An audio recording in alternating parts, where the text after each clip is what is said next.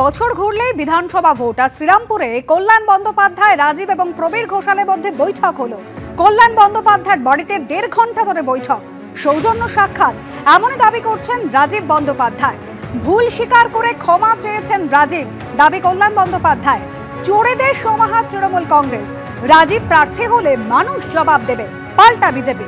21-এর ভোটের আগে তৃণমূল থেকে বিজেপিতে যোগ দিয়েছিলেন রাজীব বন্দ্যোপাধ্যায়, যদিও পরে তৃণমূলে ফিরেও আসেন তিনি।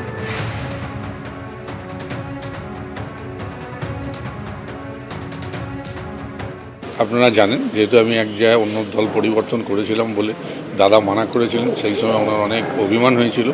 তারপর থেকে একটা গ্যাপ ছিল এবং দাদাও ডেকেছিলেন, তাই সকালে এলাম, দাদার সাথে একটু সৌজন্য সাক্ষাৎ করে গেলাম। রাগের আবার কি, দাদা ভাইয়ের সম্পর্কের মধ্যে ভালোবাসাও থাকবে, রাগও থাকবে, অভিমানও থাকবে, অভিযোগও থাকবে। সুতরাং এটা নিজেদের ব্যাপার এবং দাদার সাথে আজ দেখা হয়ে অত্যন্ত ভালো লাগলো। দাদাও জড়িয়ে ধরলেন, আলিঙ্গন করলেন। আমার আশা করি আবার আমরা যেরকম দাদা ভাইয়ের সম্পর্ক ছিল, একদিকে একই দল করছি, দুজনেই আমরা দলের কর্মী, দাদা সাংসদ, সুতরাং দাদা ভাইয়ের সম্পর্ক আগামী দিনে অটুট থাকবে। রাজীব জয়েন করেছে পার্টিতে অনেকদিন আগেই, সেটা আপনারা সবাই জানেন। দিদিও কিছু দায়িত্ব দিয়েছে, নির্বাচন করছে। ও আজ আমার সঙ্গে দেখা করতে এসেছিল, দেখা করলো, বললো দাদা ভুল টুল হয়েছে, ক্ষমা করো।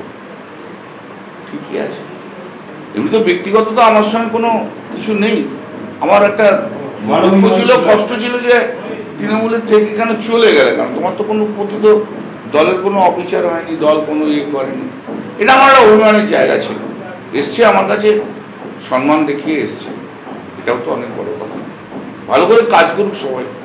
তৃণমূলের খোকাবাবু নেতাজি ইন্ডোর স্টেডিয়ামে দাঁড়িয়ে বললেন যে গাদ্দারদের আমি চিহ্নিত করেছি। যে অর্থে তিনি গাদ্দার বলতে চেয়েছেন, অর্থাৎ যারা বিজেপিতে জয়েন করেছিল তাদেরকে তিনি গাদ্দার বলেছেন। সেই দুজন গাদ্দার আজকে কল্যাণ ব্যানার্জির সাথে দেখা করতে গেছেন।